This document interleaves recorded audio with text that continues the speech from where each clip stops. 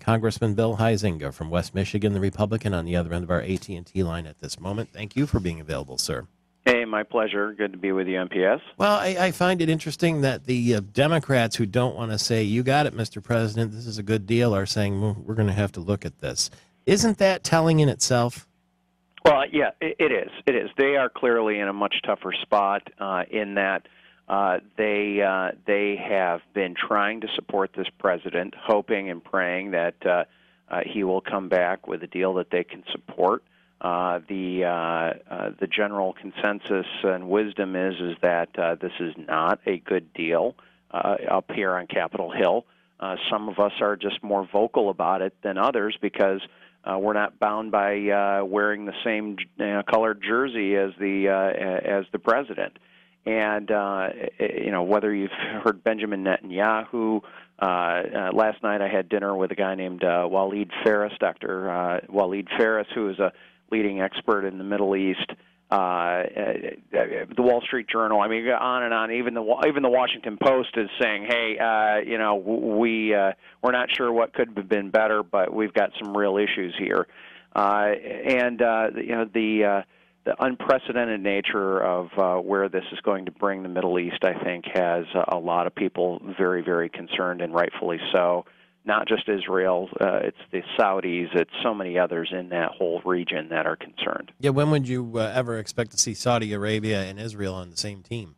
I can tell you, having been there and met with a number of their governmental leaders, never might come to mind, but apparently we've got a couple of instances here.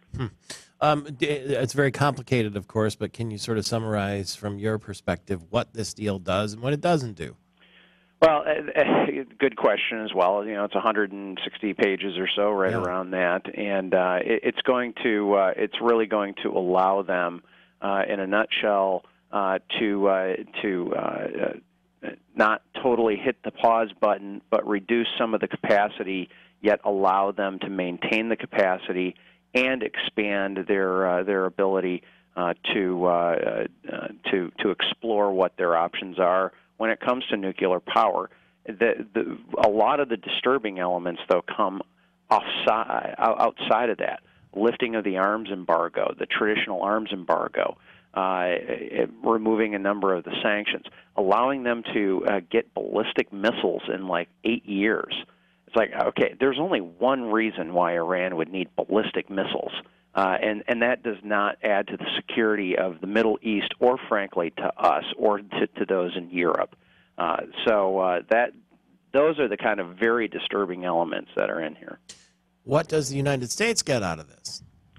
Little. That's the tough part. Everybody's been trying to search around for what positive elements really there is. The administration claims stability.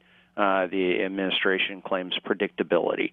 A lot of us claim that and believe that it is going to be, it's going to be much less stability. What about the Iranian, I guess he's the president, declaring victory and the fact that there's dancing in the streets in Tehran?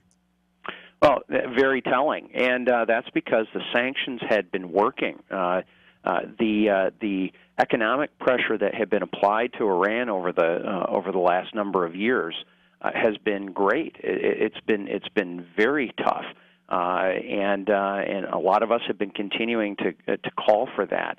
The economic sanctions, we really have been able to lock down a lot of their financial deals. They've been trying to go through the oil embargo and blockades with some success. But, man, when you're operating in the black market or the gray market like that, it's awfully hard on them, and it has been.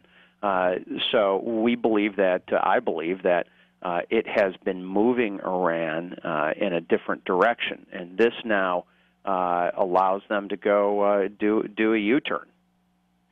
Do you think it's oversimplifying it to say that the president is now thinking about his legacy and wants something to cling to, whether it be Obamacare, advancements in Cuba, a deal with Iran?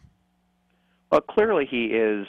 He has an eye towards that, and he had been critical of foreign policy coming out of the Bush administration, extremely critical. and things have not worked out the way that he had hoped. Maybe we can generously say that. Look, the guy's already got a Nobel Peace Prize, so I don't know why you'd want to keep jamming through unless this is about John Kerry's Nobel Peace Prize, trying to get something here. But at the end of the day, this does not help the stability in the Middle East, and we're not just talking about Israel. I'm very skeptical that this is going to bring stability because there are a number of media reports already going back a number of years that Saudi Arabia had helped bankroll the Pakistani nuclear arsenal and had bankrolled their program.